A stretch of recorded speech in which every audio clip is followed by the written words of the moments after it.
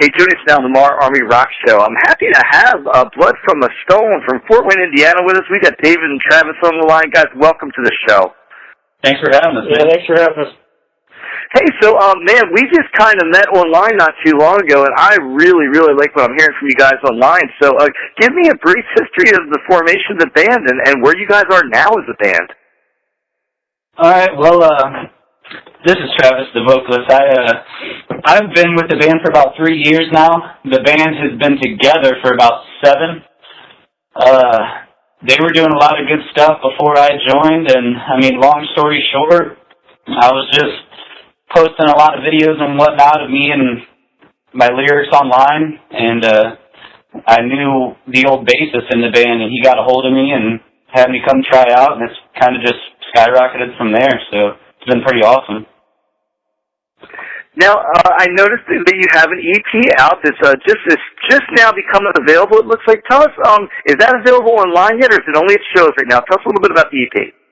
Right now, we're still working on a few bugs on there. I just wanted to throw it out there to some radio shows and see if people were biting on it and what, the actual stations thought. But it will be out here in June this month, hopefully on iTunes and iHeartRadio and all that, Amazon.com and stuff like that. So we're looking forward to that.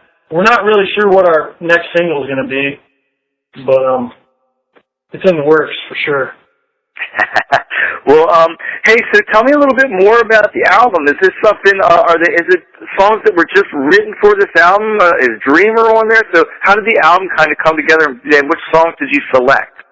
We are actually probably all the songs are. They've been selected. We've got probably 11 or 12 tracks we're narrowing it down to. I wouldn't say we specifically wrote these songs for this album. I mean, Travis had a lot of ideas and songs already written when he joined, and we're just kind of like...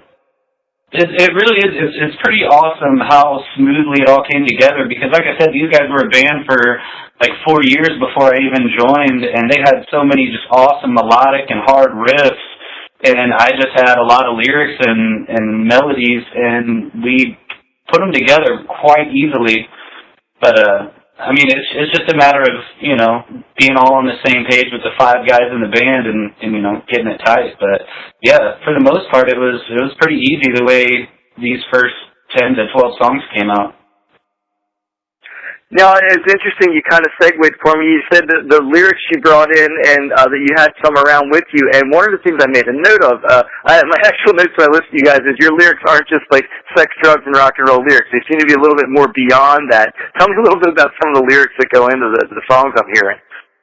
Oh, man, it's for a lot of the songs, it's just, I want to make sure that people can understand or relate to me, and I think that's a big part of lyrics is just knowing that there's someone else out there that is going through any kind of struggle with you, and with the lyrics and with that in mind, try to help them through it like I've been through it, So I mean, it's a lot of this first album has a lot of just heartbreak and struggle and hating your job and all this stuff. So it's pretty much all about just being passionate, and I feel like I'm pretty passionate about what I got to say. So yeah. Yes. So more specifically, you mentioned you were still deciding on one of the songs I was kind of drawn to. I was going to ask you lyrically what it was about. Was a song called "The War," and I was going to ask you what war are you referring to in the song? Well, that's kind of cool you asked that. That's probably my most personal song lyrics that I've written.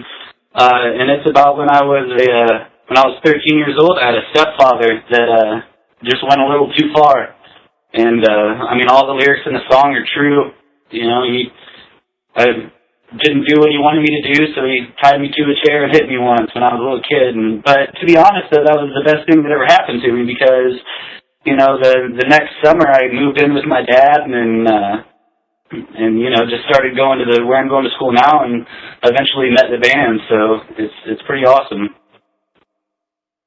So I've been looking through you got a lot of tour dates and a lot of shows coming up. Tell me a little bit about a Blood from a Stone live show and what the experience is like for folks.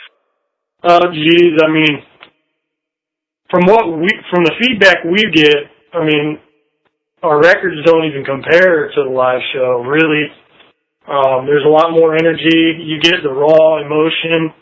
You know, there's nothing that can really beat the vibe of a live band.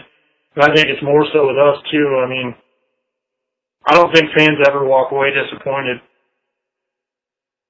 So I'm looking at it, and I'm going to name drop for you. Really, honestly, some of my very favorite bands, the bands that we cover all the time, some I'm friends with, in fact, are some of the bands you've played with. I see Nonpoint, Like a Storm, and Our Boys and Otherwise, and Pop Evil. Has there, and bands that you have played with, has there been a particular band that's been, I guess, for lack of a better term, kind of a mentor to you guys and kind of taking you under their wing? I would say, like, those are all killer bands. I love all those bands. They put on an awesome show, but when it comes to mentor, not really even about the music, just about being a good person, I would say Like a Storm. The guys in Like a Storm are just the most down-to-earth, awesome dudes I've ever met. They really are awesome. Hey, so you mentioned, you floated Dreamer out there for some radio play, and I'll tell you, people like me picked it up right away. What's the furthest reach you've had? Has somebody overseas picked this up, or how far out has this thing gone? You know, I've Google searched that song just to kind of see what buzz it was getting. I don't think with the promotions we were doing when we originally released that, it never got pushed like it should have, but I have seen some online websites in Europe that have picked it up. Through the States, I mean, it's as far as Maine. I mean, we're in Indiana. So I know it's in New Mexico for sure. New Mexico, Maine, Wyoming, I think it's even out in Wyoming somewhere. So we're getting buzz off of it. So looking through the list, I mentioned lyrically I really enjoyed your songs, and I was looking through the list trying to envision if I was you guys, which song would I make a music video out of? Have you guys made a decision on one, and are you going to do a music video for any of the songs? We've kind of tossed around the idea of The War as being our next single and first video. And then again, Dreamer, we would like to, give that a little bit bigger push because it seems like that's the most, marketable song. Yeah. But The War definitely. It seems like people instantly connect with the emotions in that song and the feel of it. So yeah, when we do that song live, it's pretty awesome to kind of hear what the people say about it afterwards. So I know that they understand and they just want to know, like, did that happen? So, and it's like, yeah, but I'm here and having a good time playing music. So it was all for the best, I guess. So, what do you guys got going on the rest of the summer? I see one cool show I know about. You're playing with the boys in Framing Hanley. I think it's their kind of farewell tour for those boys. What else you got coming up the rest of the summer? We're really tightening up on getting this EP and record ready, but there are a couple of shows. Might be getting 3 Days Grace up here soon. There's a number of them we can't really throw out because they're not inked on the contract yet, but there's a lot, just put it that way. Yeah. Yeah, understood. So you're going to be playing a lot of shows the rest of the summer. Are you going to be hanging mostly in the Indiana area? Is there any hope of seeing you guys out here on the East Coast at some point? We're more than happy to come out that way. We've been offered like 3 different tour spots, but nothing really that sticks out to us yet. We're still waiting for something to come along that can, help us a little bit more. But we'd love to come out that way. I just think that'd be great. Yeah, and I'll tell you, man, there's some little hidden pockets out here on the East Coast. We get to New York every once in a while, but I'll tell you, man, there's a few little cities around here that just have a niche for finding bands out here, and I don't know what that is for sure. But, hey, I'm going to ask you, too. I noticed when I look at the lineup that your bass player says vocals and keyboards, and it's really kind of hard to picture you guys playing keyboards on stage. It's kind of a heavy sounding thing. Are there keys on stage when you guys are playing live?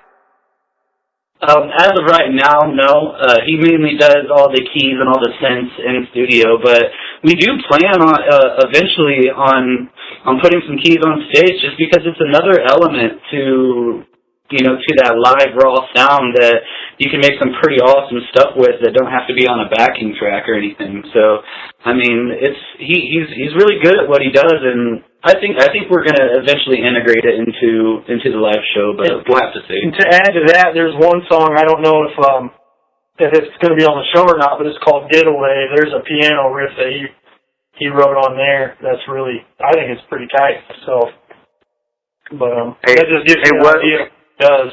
Yeah. Yeah, whether I hear that song or not, I'll definitely go back and check that one out for sure. And, hey, last thing, man, I noticed, I'm looking down at, God, there's so many cool bands you guys play with. It's like, it's amazing we haven't talked before. I just was noticing Romantic Rebel. I was just playing them last week. I love those guys, and just band after band. Do you find you mesh better with the heavy stuff, or more with the moderate heavy stuff? Because you got non-point on there, and you got, Redline Chemistry. You guys are kind of on both ends of the spectrum, aren't you? Yeah. I'd say, man, we've played with damn near almost country bands all the way up to like Avatar, and they're really starting to blow up. But the funny thing about Avatar is there was a fan that came up to us, and he's like, man, I didn't want to like you guys, but for some reason I just couldn't stop bobbing my head and getting into the music. And that was probably one of the best compliments we've had, Yeah. Especially with that kind of crowd, because that's really heavy stuff, and it's a different crowd when you have that kind of music. But yeah, it's like Dave said, it's really awesome to get that kind of compliment from the guy that loves that kind of music. Yeah, that really is. That's a cool story. Those guys in Avatar are a heavy band. They're a very cool band as well. So, hey, man, I'm looking forward to meeting you guys in person someday. I really hope we can make that happen. And the EP's coming out, you said, just real soon here, and we'll be looking for that. And go out and check out Blood from a Stone. They're from Fort Wayne, Indiana. You can see them on their Facebook page and Reverb Nation and all those good social media sites. And David and Travis, thank you so much for being here on the show tonight. We're going to be paying a lot more attention to you guys. Awesome. Thank you, man. Yeah, thanks for having us.